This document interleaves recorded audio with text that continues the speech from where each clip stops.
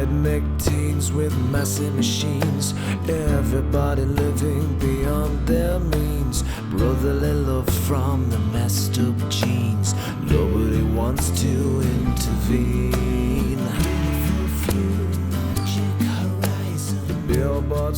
Hi everybody, I'm Dr. Anthony James, Chief Medicine Man, Tribal Elder, and Director of Clinical Services and Education at the Native American Indigenous Church, SomaVeda College of Natural Medicine, and the Thai Yoga Center.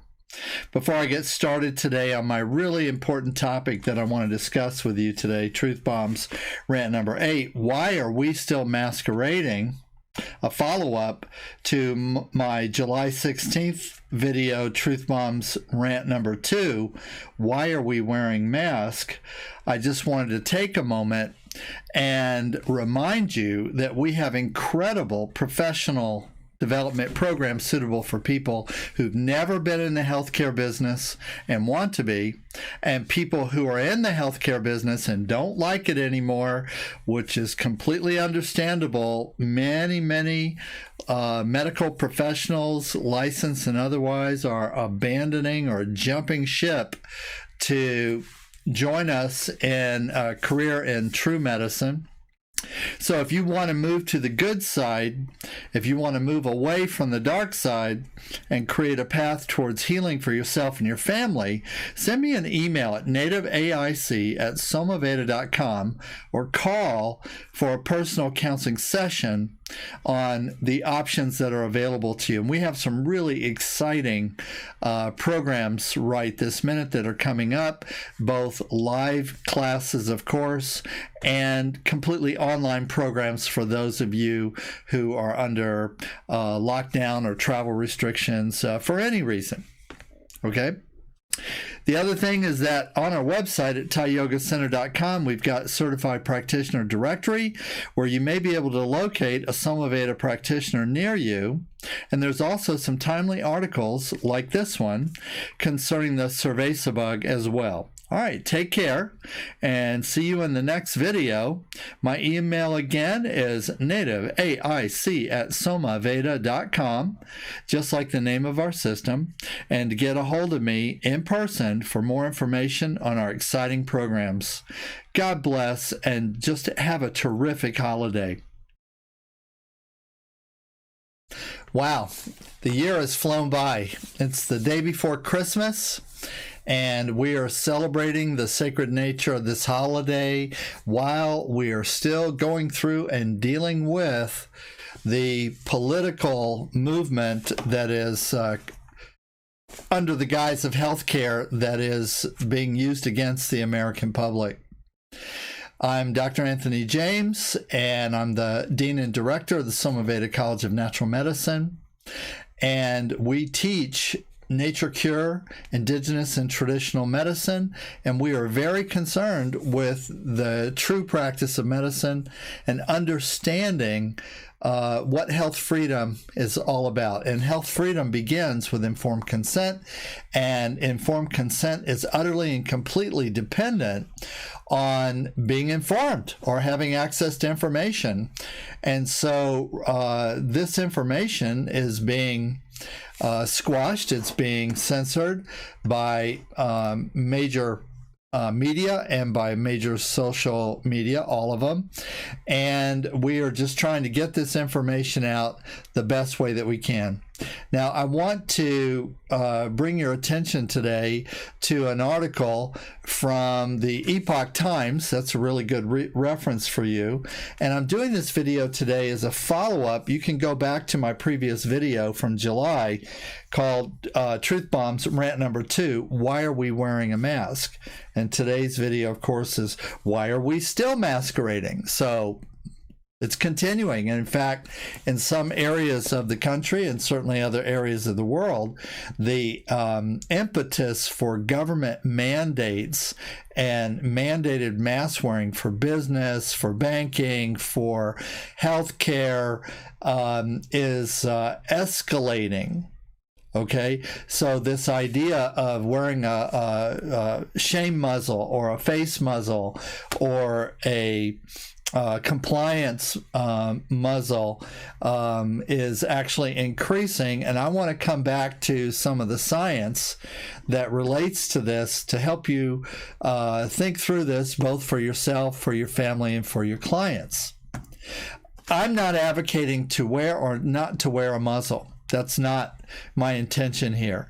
If you feel that it's in the best interest for you and for your family, your children, and your clients and so on to muzzle up and masquerade, then God bless, and you go right ahead and do that. I will support your right to make those kinds of choices voluntarily for yourself. However, if you're choosing to not go along with this virtue signaling mandates, and you want to have continue to have access to more information, more science, more diverse opinion, then I would like to assist you with that also.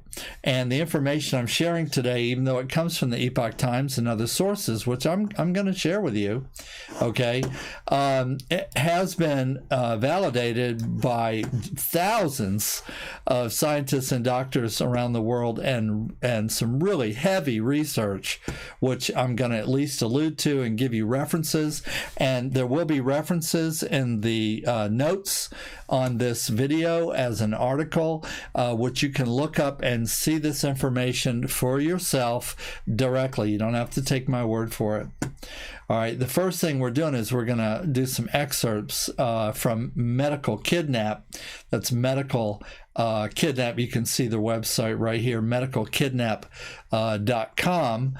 Medicalkidnap.com is actually quite good as a resource for, okay, I'm just trying to make an adjustment here, see if I can get this to scroll a little bit for you, and it's not giving it to me. Okay, well, you got it. It's medicalkidnap.com. Okay, so from this article right here, we're going to scroll down a little bit, and I'm just going to give you a little bit of a review. This is right from the article, and then, as I said before, the sources are going to be in the body of this email. Protective mask mandates aimed at combating the spread of the cerveza bug, the Oriental cerveza bug that causes the disease, COVID, appeared to promote its spread, according to a report from rationalground.com, a clearinghouse of COVID data trends that's run by a grassroots group of data analysis, computer scientists, and actuaries. So these are basically, these are what we call numbers guys. And I want to go, let's see if I can. So you're going to be able to go back to this to read it directly. All right. Forgive my here. This is just my 8th video doing this, and so I'm still working through the platform. Researchers examined cases covering a 229-day period running from May 1st to December 15th and compared the days in which state governments had imposed mask mandates and the days which they hadn't. In states with a mandate in effect, there were 9,605,256 confirmed cerveza bug cases, which works out to an average of 27 cases per 100,000 people per day. When states did not have a statewide order, including states that had never had mandates, coupled with the period of time masquerading states didn't have the mandate in place, there were 5,781,716 cases, averaging 17 cases per 100,000 per day, 100,000 people per day. Now follow this. In other words, protective mask mandates have a poor track record so far in fighting the coronavirus. Cerveza bug states with mandates in place produced an average of 10 more reported infections per 100,000 people per day than states without masquerade mandates. All right, well, I'm going to read that one more time. In other words, Protective masquerade mandates have a poor track record so far in fighting the cerveza bug. States with mandates in place produced an average of 10 more reported cases per 100,000 people per day than states without mask mandates. That means there's a reverse correlation between periods of masquerading and non-masquerading, which is remarkable. RationalGround.com co-founder Justin Hart tweeted on December 20th. That's recent. This research is recent, folks. The 15 states that went without a statewide masquerade mandate for the duration of the analysis were Alaska, Arizona, Florida, Georgia, Idaho, Iowa, Missouri, North Dakota, Nebraska, New Hampshire, Oklahoma, South Carolina, South Dakota, Tennessee, and Wyoming. Daniel Horowitz notes in an explainer, an article, fancy word for article, at the Conservative Review. Okay, Conservative Review. And that is actually referencing this, which I'm going to show you here. Okay, which is on the Blaze. This is at conservativereview.com. Okay, December 21st. This is recent. Comprehensive analysis of 50 states shows greater spread with masquerade mandates. Do you follow this? How long do our politicians get to ignore the results? How long do our dictators, tyrants, how long do these, well, for lack of a better word, these really sick, sorrowful individuals who are promoting the disenfranchisement of businesses, closing businesses, restaurants, keeping children out of school, restricting travel and flying privileges, and so on, based on case numbers. And the number one remedy that they're promoting, the single greatest thing that we can do, more than taking the jab, is to wear a mask. And there's actually no scientific, epidemiological, or statistical correlation which shows masquerading has any beneficial impact on the spread of the cerveza bug. We've been lectured to by the political elites that cases of cerveza bug are spreading too quickly and that we must masquerade to stop the spread. We must masquerade to stop the spread. The obvious fault with their act of desperation is that they can no longer mask the fact that most parts of the country have already been fully masked, engaged in New Orleans-style Mardi Gras masquerading for months, long before the ubiquitous spread this fall, quote unquote. Researchers at Rational Ground, a clearinghouse of cerveza bug data trends, run by a grassroots group of data analysis analysts, computer scientists, and actuaries, did an analysis of all 50 states divided by those that had masquerade mandates and those that did not. Justin Hart, co-founder of the website, posted the results in a Twitter thread and shared with us the data analysis. So let's look at that Twitter post they did. Breaking. Do masquerade mandates work? Question mark. Our analysis below. We looked at cases on days where masquerade mandates were in place versus when they were not. We calculated the cases per day adjusted for population, and those with a masquerade mandate had 27 cases per day per 100,000 people. Those that did not have a masquerade face muzzle mandate had only 17 cases total. So we got to ask the question, do masquerade mandates work? Okay, and we got 4 boxes here I want you to look at. Top purple, top left box, May 1st to December 15th, we looked at the 50 states for masquerade mandates. Top right, we calculated how many cases per day by population and with or without masquerade mandates. Bottom left yellow, no masquerade mandates were found in 17 states. and the number of cases per day were per 100,000 people. For states with no mask mandates in place, that was 17. And when we looked at the states that had masquerade mandates, 27, the number of cases per 100,000 people for the states with masquerade mandates in place. And again, I'm just shortly going to just references this, that cases do not equal infections. Cases are defined by a positive so-called testorama, which has been shown to be completely corrupt and ineffective, and even the powers that be admit that it's mostly false positives. Excuse me. That's mostly false positives,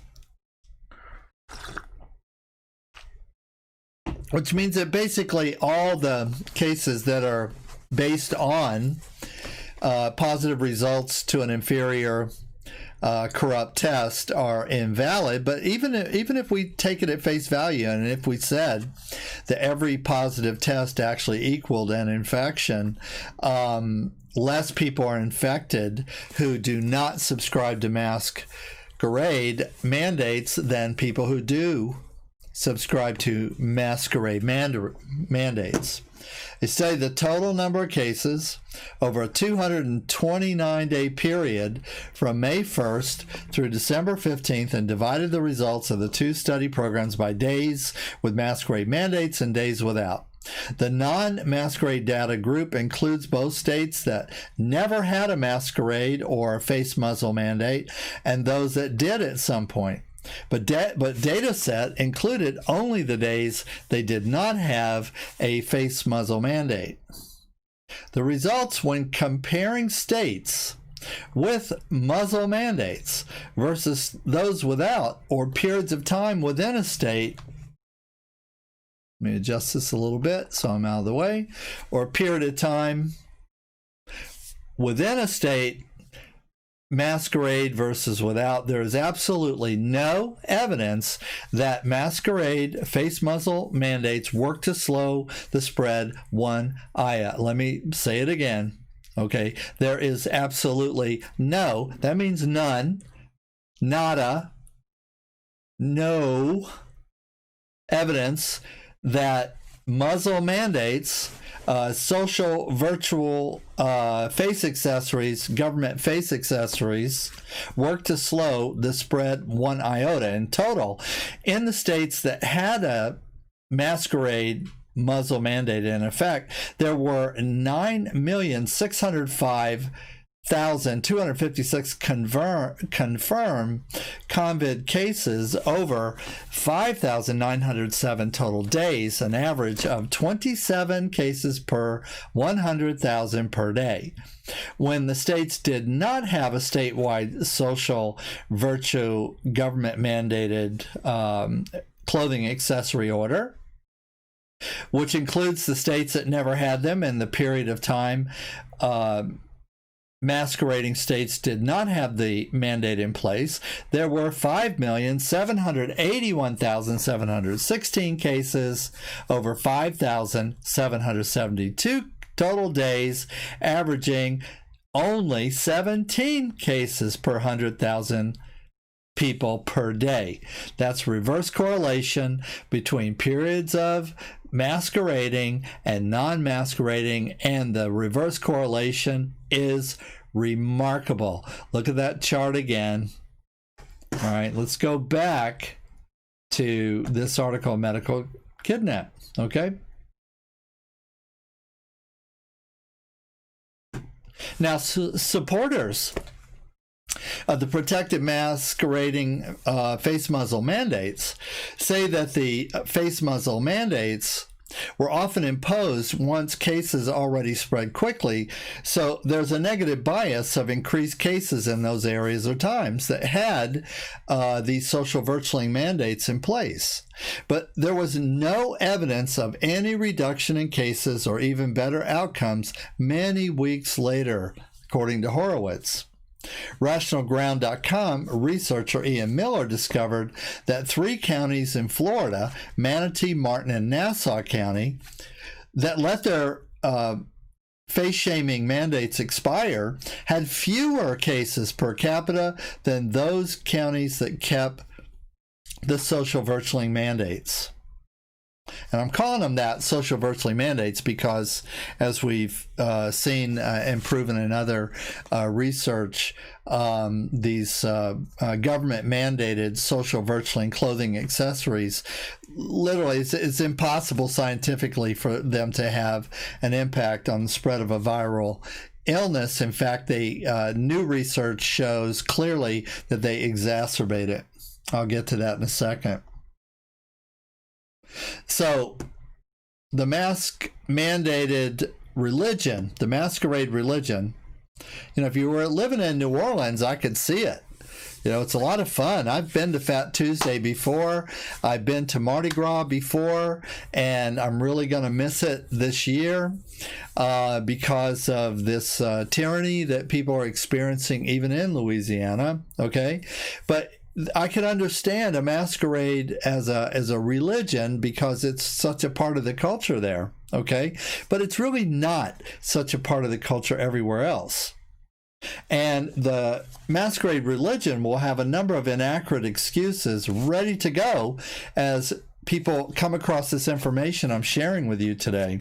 But of course, they're obscuring and ignoring that this should not be possible no matter what the mitigating circumstances. If masquerading were as effective or as important as we have been told over and over again, as people who are quote-unquote elected tyrants and want to be elected tyrants are trying to convince us on the mainstream media, then there would be a major difference in the counties and in the states and in the regions where social virtualing masquerading is mandated by the government and or by private businesses. Nor, according to Miller, has the protective masquerade mandate worked in states such as California, where it was imposed long before the surge, quote-unquote, surge began. The simple reality is that there's no legitimate data showing the mandates worked. There's no legitimate data showing that the mandates work. Okay? And then I want you to go to medicalkidnap.com and I want you to read this entire article, and I want you to get into the references and resources that are there. And also I want you to go to Epoch Times, subscribe to them so that you can get direct access to these really thoughtful, deliberate, and fact-filled articles that they are posting also. And so you can see that there is a lot of information on this. It's not that there's not a lot of research. There actually is a lot of research. Okay, and I want you to be able to get access to it because these resources are being censored heavily on the Shame Book and on the BoobTube. And you may not even, in fact, maybe even this video will be taken down shortly. I don't know. If it is, I'll repost it another way. You can always look for my videos at Library and BitChute and Brighteon and some other places like that if you need to find me. Okay, you can always go to our website at ThaiYogaCenter.com or NatureCuresToday.com and find articles and information from me there. Okay?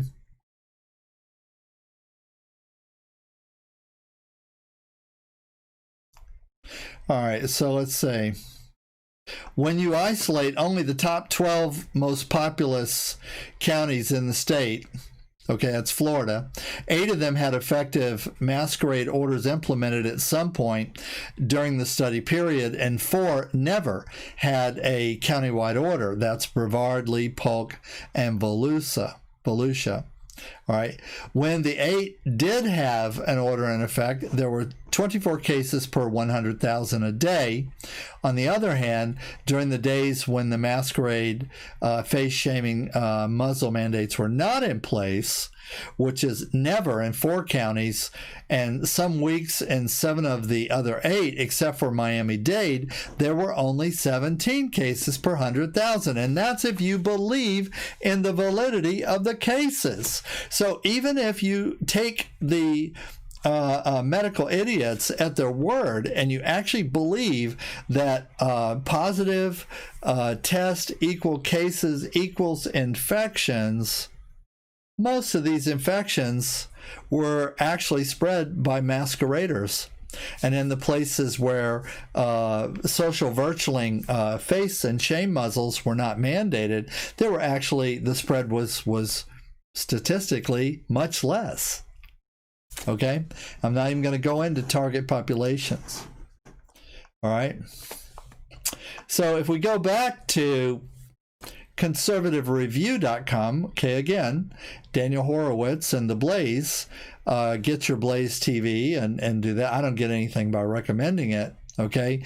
And what you're going to find is a lot of charts that break down these studies that were done in some pretty graphic and pretty easy to follow ways. Okay, so for example, referring back to the counties, you see 3 counties in Florida allowed their mandates to expire by 10/23, and so when we compared them to all 67 counties in Florida with and without mandates to see what happened, well, the counties without masquerading mandates have lower case rates and lower case growth. You know, unlike politicians, the numbers don't lie. Unlike appointed so-called health experts who are neither health nor experts, the numbers don't lie.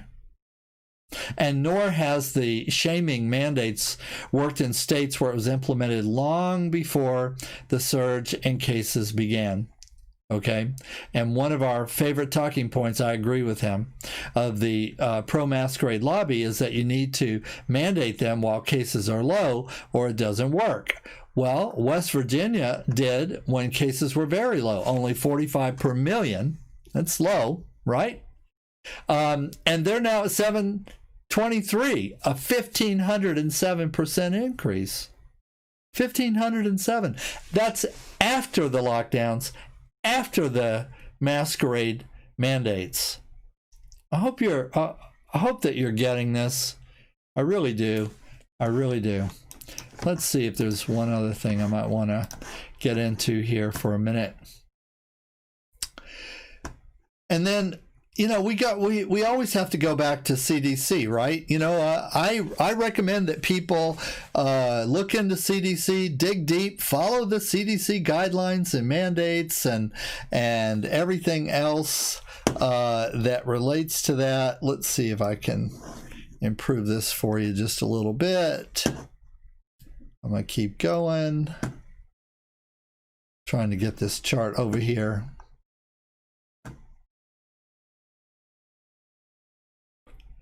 Because what I want to show you is, this is from CDC, daily cases in Arizona, okay? And you can see over here when the Arizona face-shaming, social virtualing clothing accessories were mandated, and you see that there was an incredible spike after that of cases. Also, they increased the number of tests that they were doing. Okay, and then it falls off, and so everybody goes over here and they say, see, the masquerade mandates reduce the number of cases. Okay, there's a couple of things here that we don't know about this chart. One, did they actually slow down the amount or number of daily tests that they were submitting during this time? Yes or no? They won't answer the question, actually.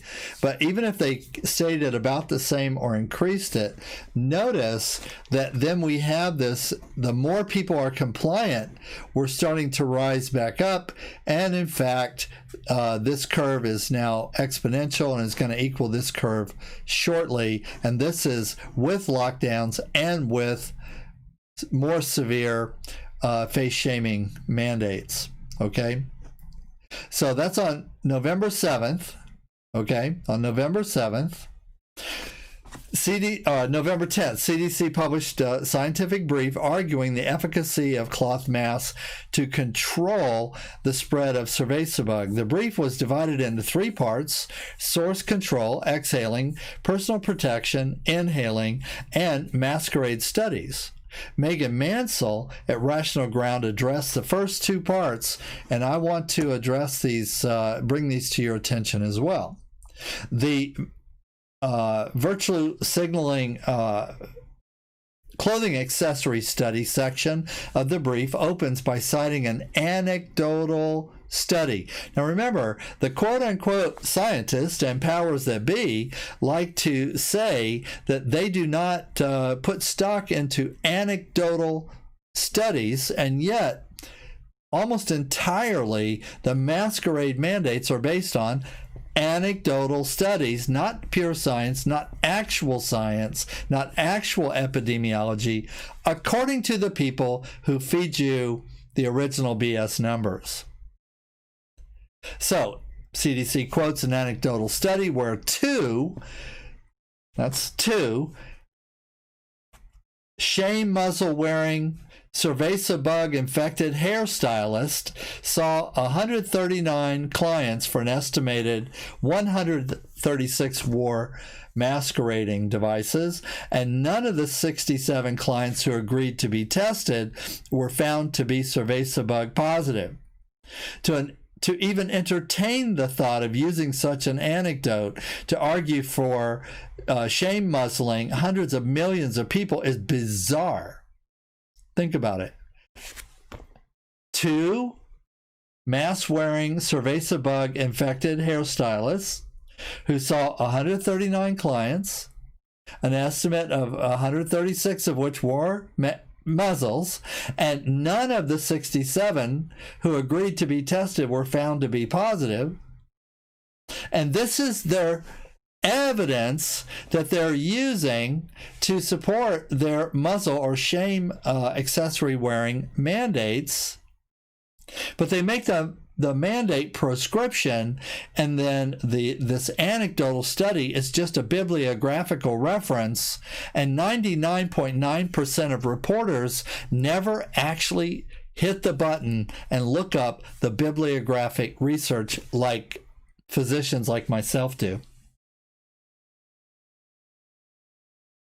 It's bizarre. More so after seeing that the study offered no details about the physical environment where the hairstyling took place. Do you get it? Hairstyling took place. Moreover, no statistics regarding general hairstylist to client transmission rates.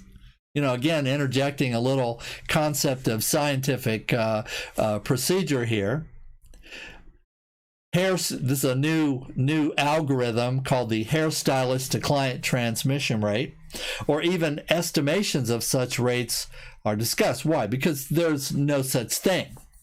So of course they're not even going to attempt to reference a scientific basis, which would have to be established as the baseline in order for the anecdotal study to be used as a comparison. They're not even going to reference that at all. And that's smart on their part. But leaving the unanswered question, what do researchers believe would have been the expected transmission rate without masquerading devices? Finally, more than half of the exposed clients were not tested for cerveza bug, and 35 of those were not even contacted. This leaves open the possibility that there were infections, but the infected people chose to not respond to health officials. All in all, it is an interesting occurrence, but not worthy of influencing the lives of hundreds of millions of people, where you have pundits and bobblyheads on TV reciting these face shame social virtualing mandates as if they are based on science or fact, when even according to the CDC, they are not. And that's not my opinion. I'm actually quoting from the CDC study. Another study referenced by the CDC's brief in support of muzzle mandates described in cerveza bug in Arizona after implementing a muzzle mandate. The study includes this graph showing a June 17 muzzle mandate, showing a June 17 muzzle mandate. There's a graph, okay? And remember, you can go to rationalground.com under human studies, and you can actually see this and take your time with it as I'm kind of moving through it here to keep this video as succinct as possible. But suffice to say, the study observed and this is quote unquote from the study, in Arizona, decreases on daily COVID cases were observed after ... mandated and enforced muzzle wearing, among a host of other mitigation efforts. This statement was followed by, and I quote, "The relationship between mitigation measures and changes in case counts are temporal correlations and should not be interpreted to infer causality." Let me read that one more time. So I know it's a little technical wording here, okay? Temporal correlations. All right, temporal means defined by a specific time period. Correlations, and remember, scientific principle, correlations do not equal causation. So temporal correlations, and should not be interpreted to infer causality. So even as they're giving you this chart, they're saying the chart's meaningless, which makes one wonder, what's the point in the study? They just told you in the study it is relatively meaningless. Anyhow, if the CDC is going to use such temporal evidence, temporal, anecdotal, qualified, unsubstantiated, non-scientifically validated so-called evidence to support the idea of masquerade effectiveness, they have an ethical duty to also consider the opposite, where virtue signaling mandates do not have a temporal relationship to a decline in cases. Ian Miller has also posted dozens of such charts at rationalground.com. The links are right here in this beautiful article. Cherry picking one study that happens to have muzzle wearing coincide with a case decreases is disingenuous. Let me say it again. Cherry picking one study, and these are anecdotal studies, that happens to have muzzle or shame muzzle wearing coincide with a case decrease is disingenuous. Also, it is now clear that muzzles weren't the driver in Arizona case reduction in July, since they're still wearing muzzles and virtual signaling clothing accessories today. And the cases have begun to rise again. So we're going to go back and we're going to look at this chart again and show how after even more severe lockdown, after even more severe face shaming, speech inhibiting, breath suppressing, social virtualing, government mandated clothing accessories, the cases are now on an exponential increase. And that actually makes sense. That actually makes sense. And part of the reason why it makes sense is because there is a wealth of research right now that shows that shaming the public consistently over time actually is a disease vector in and of itself, and that in fact there's new research which I might get into. I don't know, unless it's like super handy. I'm just gonna flip to a page here and just see. I want to continue on the Masquerade theme, the Masquerade theme. So I'm back at the Epic Times.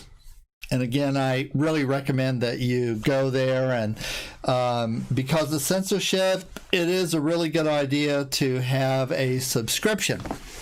then you can access everything without having some third party decide what is really in your best interest to see. You'll see the website at the top there, theepictimes.com, Science of Masquerade Risk. All right, so let's just go through this for a few more minutes before we wrap it up. Okay, and you see there a nice image of a caring, loving mother wrapping her, looks to be around 4 or 5 year old with a shame muzzle. It's really sad to see parents abusing their children like this.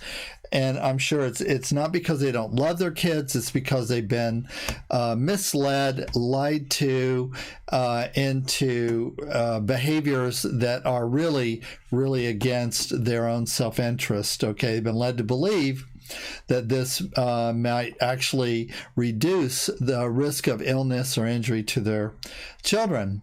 And we see here, because we're talking about the science of muzzle risk, masquerading have become mandatory in many places despite conflicting research.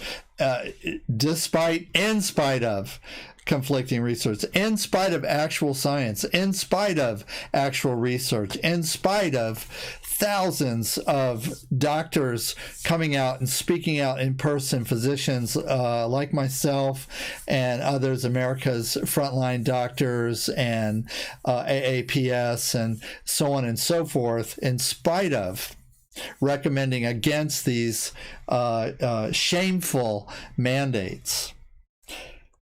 So it doesn't matter if it's one of those blue pleated surgical models, snug fitting N95, or a homemade version with a cheery seasonal print or some social virtualing message on it. The Masquerade device has become the face of the pandemic. There are several ways doctors say we can protect ourselves from COVID, but the loudest and most persistent prescription by far is a muzzle. All right, so these are people who are supposedly doctors, I want to say, allegedly doctors. Yes, they might have gone to a medical school. They might have a piece of paper. However, they're spouting nonsense. And no matter how many degrees, no matter how many papers, no matter how many certificates they have, if they had gone to a real school of natural medicine like ours, they would know that even in indigenous and traditional medicine societies, we still respect science. We're not Luddites. Okay? And of course, not everyone embraces this idea. Muzzles are uncomfortable, inconvenient, and some evidence suggests they might be unnecessary.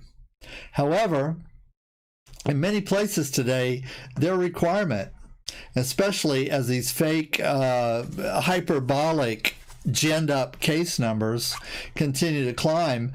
Many sheep call for mandates in which everyone must have a shame muzzle everywhere that they go. And I'm not going to go for it. I don't believe in it. I believe in the science. I believe in the obvious evidence. I believe in the anecdotal research that is comprehensive. But I do also believe in the actual epidemiological scientific research that's been done. Okay? And the rationale for these mandates is that responsibility trumps rights. And if you don't muzzle up with your shame muzzle with your government mandated virtual signaling clothing accessory, you're gonna kill my grandma. That it saves lives. The NIH director Francis Collins says he muzzles up whenever he's outside his home. You know, and that's wonderful. If he wants to do that, I think that's fine. You know, I'm all for Halloween type scenarios. I'm all for Mardi Gras type scenarios, masquerade parties, and so on. You know, dress up with your partner kind of things. But it's only when these people who I didn't elect and who are not actually operating under any constitutional basis whatsoever demand compliance and proof of compliance of this new regime, virtual signaling, that's where I have to draw a line in the sand, because it's just not scientifically validated. Okay? Let's see. All right, I want to go down to this. According to co-author of the papers on the problems associated with masquerading, Dr. Colleen Huber, forcing everyone to masquerade up doesn't make sense. Respiratory droplets have been really exaggerated recently by those who advocate shame muzzles, as if we were spitting all over everything all of the time, Huber says. It suggests that we've been lethal to human success of the species. However, for 99.999% of our existence on Earth, we've been a relatively successful species from an evolutionary perspective. While Huber's statement may sound radical in a discussion of muzzle mandates, many doctors and scientists back her claim, and many of these doctors who back this claims have Nobel Prizes behind their names. Nobel Prizes. You know, some of the health authorities that are giving all these mandates have no medical or scientific training at all. Like, none. Okay? Not even bad medicine training.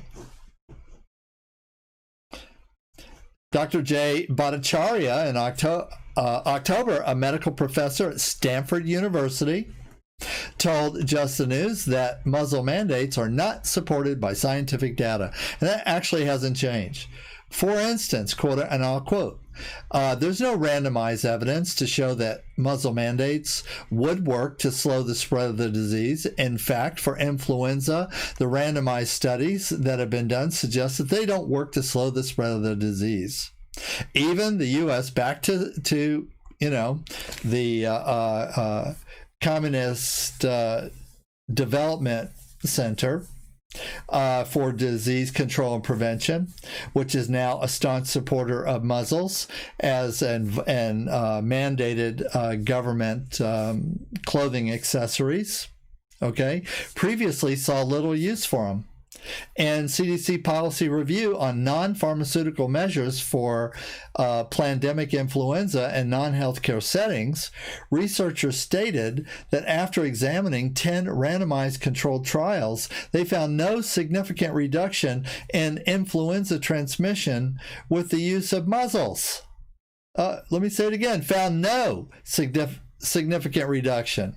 But even after our own scientists and our own science and our own that we control completely finds no significant reduction in transmission, we're going to say that it is the only thing that works, and works more than any other thing that could be done. Huber and her team observed a similar theme in regard to COVID. They looked at data from a survey on muzzles done by the Council on Foreign Relations in this summer and compared it to their own survey with the same 25 countries 3 months later. Both surveys asked subjects if they had always worn a muzzle when they left their homes. In the CFR study, Singapore had the highest yes response, 93%. The fewest were in Finland and Denmark, where only 1% answered yes. And let me do a little sidebar with Singapore. I was in Singapore a few years back, and people were wearing muzzles, and it's more of a cultural thing and because of pollution. So compliance there has always been very, very high. When we looked at the same countries in October, there were actually fewer COVID tests in the countries that were the least masked, the least muzzled, Huber said. I got to watch that. I keep using these banned words, so I hope this doesn't get my whole thing thrown out. The largest and most recent scientific evaluation on the effectiveness of muzzles also shows no support of the practice. No support of the practice. It seems hard to believe, but when the COVID pandemic first hit, health officials actually discouraged people from wearing muzzles. On March 30th, a United Nations tweet citing experts from the World HO stated that there's no evidence that wearing a muzzle by healthy people has any medical benefit. Now, by the way, when they said this in March, they were basing that statement on 20 years of occupational health and safety science in every major country of the world dealing with occupational wearing of muzzles for safety in the workplace. Okay? That's why they said that. They didn't just grab that out of the air. It wasn't an opinion, if you will, an unfounded opinion. However, now muzzles must be worn by everybody, whether you feel sick or not. In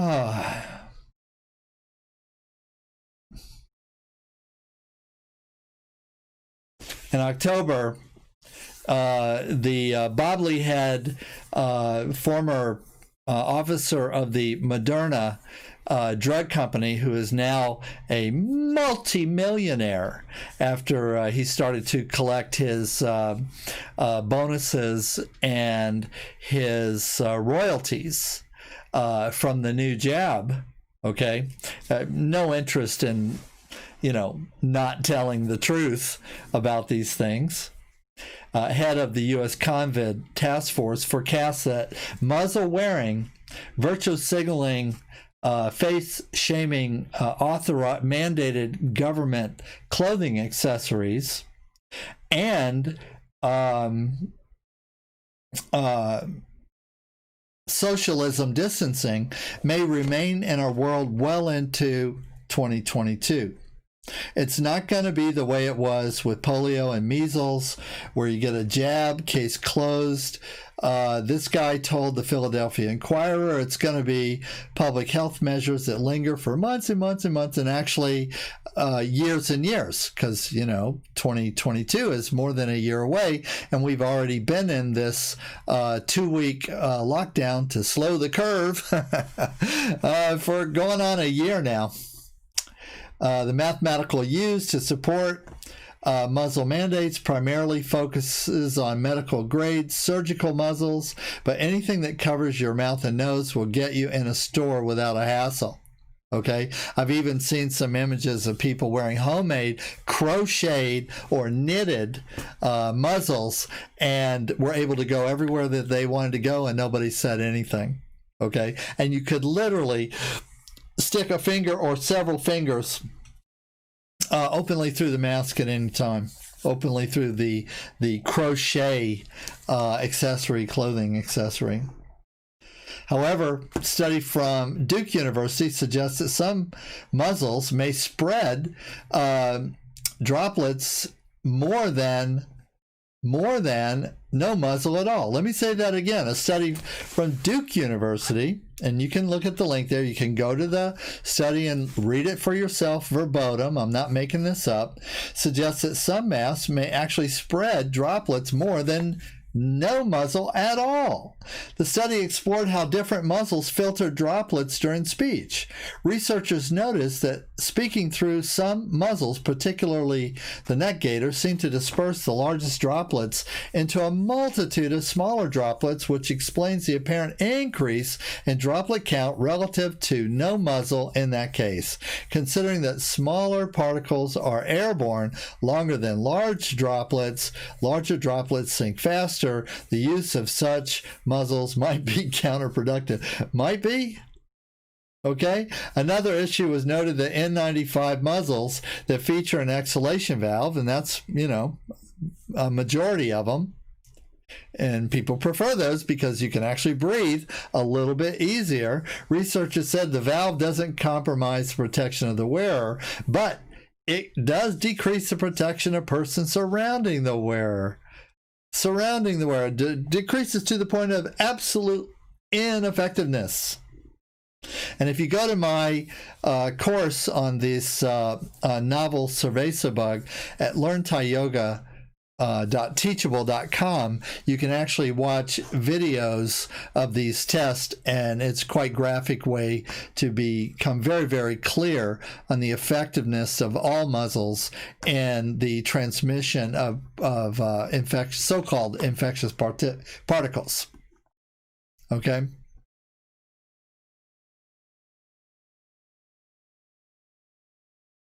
So I'm just going to scroll down here just a little bit.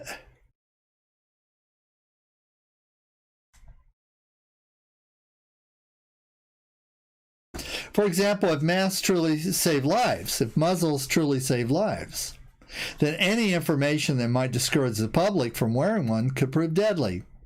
However, if there are health problems associated with wearing muzzles, shouldn't this also inform public policy?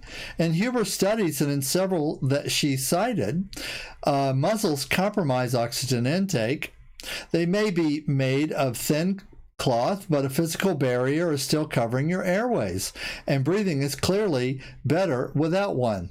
And I know there's a lot of pro and con and back and forth about that, but vital life force is the source of life. Anything that interferes with or impedes the unrestricted flow of life-giving prana, which is not just oxygen, it's the soup of the liquid life that surrounds us.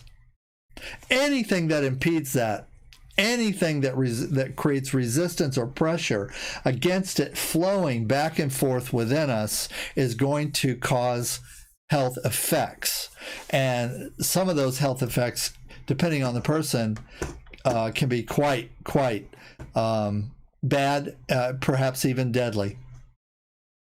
Okay, and there are studies that show, contrary to what some of the boob tube videos show, that surgeons also suffered from deoxygenation from long-term muzzle wearing.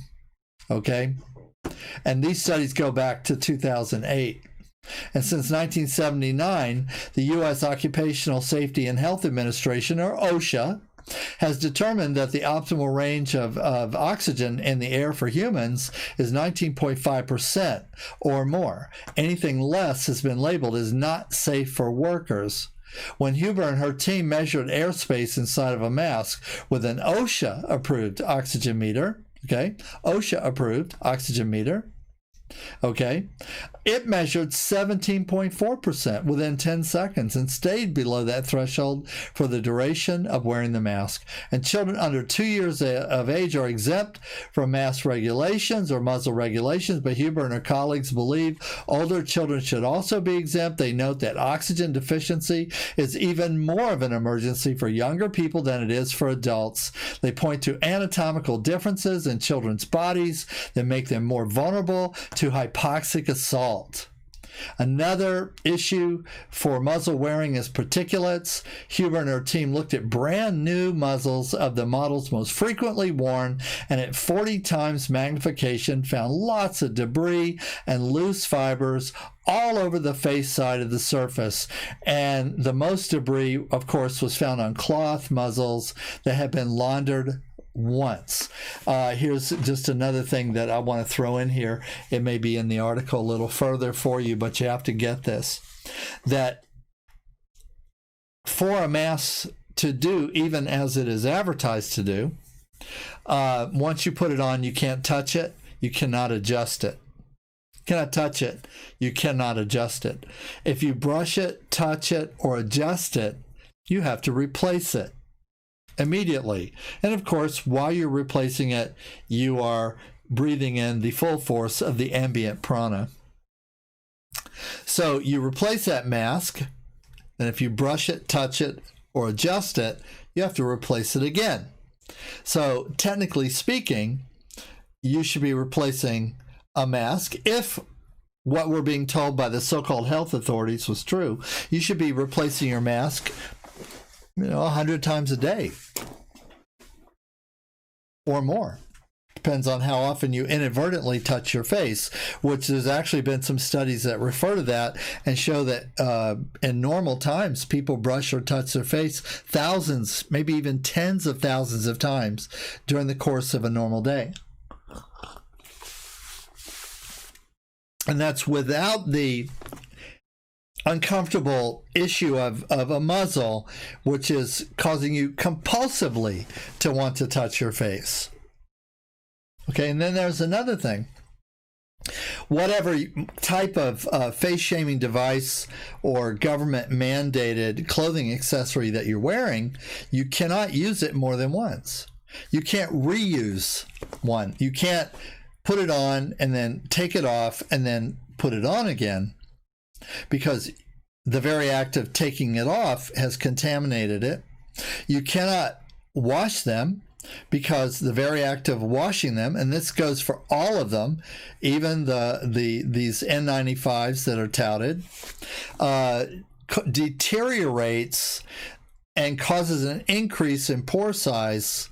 And every time you wash or clean the muzzle, it actually works less efficiently. And it wasn't efficient to filter these small particulates out in the first place, and it is less than that every time that you wash it. And then you have this other multi-layered aspect where physical debris from the lining of your lungs and the lining of your bronchia and the lining of your mouth and the tissues and sputum and mucus and bacteria from your gingival issues in your teeth and mouth are now captured, because they're bacterial, and they're also physical particles of your physical matter, meat, from within you, which is normal for you to express as you breathe, are caught inside the fiber of the muzzle, where bacteria begin to feast on them, and the bacteria begin to create their exudates, their gas, their methyl alcohol, their sulfur, their exudates, their morbid pus-like infectious material that this bacteria, this composting. In other words, the muzzle very, very quickly begins to be a source of composting. And I don't know if you've ever just stuck your face in a compost bucket, but you generally, fresh compost, the fresher the compost, the more wicked it smells. And that's the outgassing from the bacteria feasting on the organic material and VOCs that are in the organic material and converting it into, other things, minerals, fats, carbs, and so on. Okay. However, if you can't breathe that, it's not breathable. And so the longer you wear the muzzle, the more you are proportionally breathing your own exudates, breath poo, prana poo, which is turning into compost in your muzzle. Okay. So if you inhale particulates, then you put yourself at risk for lung disease. That's fact. That is not hypothetical. That is a fact. Okay?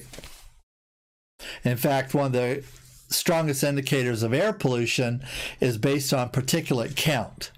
And there's been some research that shows the particulate count after a little while of wearing a muzzle is in fact in the air pollution range and is causing you harm. Absolutely, definitely causing you harm. One of the worst diseases we can mention is pulmonary fibrosis. It's a very threatening disease, life-threatening disease, because there's no cure for it. In conventional or natural medicine, pulmonary fibrosis is slow suffocation of a patient. The survival rate at 5 years is only 20%. Okay? Our bodies are designed to cough out most particulates we might happen to inhale, thanks to little hair-like structures in our upper airways called cilia and villi that help us expectorate. They capture and hold long enough that when we suddenly burst of prana out of our mouth and sinuses and so on, the cilia are cleaned. Okay? And also as they capture particulate matter and mucus and lose their freedom of motion, that is the irritation that gives us the inclination to cough.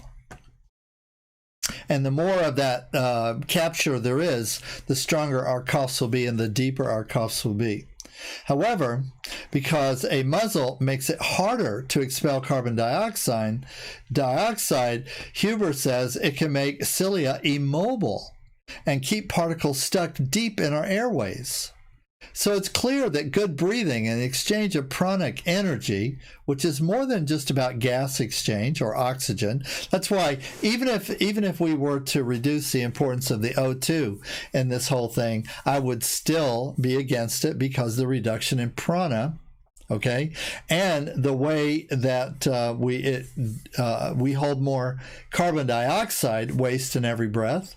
But that for all types of muzzles, the carbon dioxide in the muzzled airspace exceeded OSHA requirements for room air in about 30 seconds and continued to increase the longer that it is worn. And that's why you feel feeble after you've been wearing a Masquerade device for more than just a few minutes. Whether you can get used to it or not, that's another thing. Some people appear to have a high tolerance for being uncomfortable.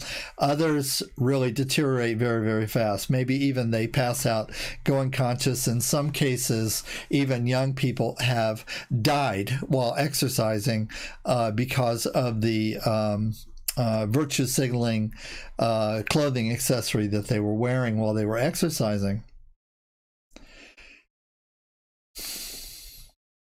Here she comes back to what I just said a second ago. Wearing a muzzle can also create a buildup of bacteria, and many doctors are now seeing health problems related to this. At an August press conference for a lawsuit to stop Oklahoma City's muzzle mandate on the grounds that it's harmful to healthy people, Dr. James Meehan reported seeing patients with facial rashes, fungal infections, and bacterial infections due to their muzzles. Reports from my colleagues coming from all over the world suggested that bacterial pneumonia is on the rise. Meehan said, why might this be? Because untrained members of the public are wearing medical muzzles repeatedly in an unsterile fashion. Meehan estimates having worn a medical muzzle in surgical procedures more than 10,000 times, but he says even those who wear muzzles properly in an operating room, an environment designed for people to wear muzzles in for prolonged periods of time, suffer health problems from wearing them. I'll start to develop a tremor after 30 minutes. Of wearing a muzzle and a high air exchange, higher oxygen level, cool environment of the operating room. Remember, that's an artificial environment. It's not your home. It's not your office. It's not Walmart. It's not the park. It's not the Gulf. It's not the ocean. It's not the beach. It's an artificial environment with a high degree of filtered air exchange with higher oxygen levels. Oxygen is pumped into the operating room and is temperature controlled. Imagine what untrained members of our community are doing when they're wearing them in the Oklahoma summer, or the Florida summer, or the Texas summer, or the any summer, anywhere summer. It's been demonstrated in experiments all over the world and studied in surgeons in optimal environments where there's higher level of oxygen.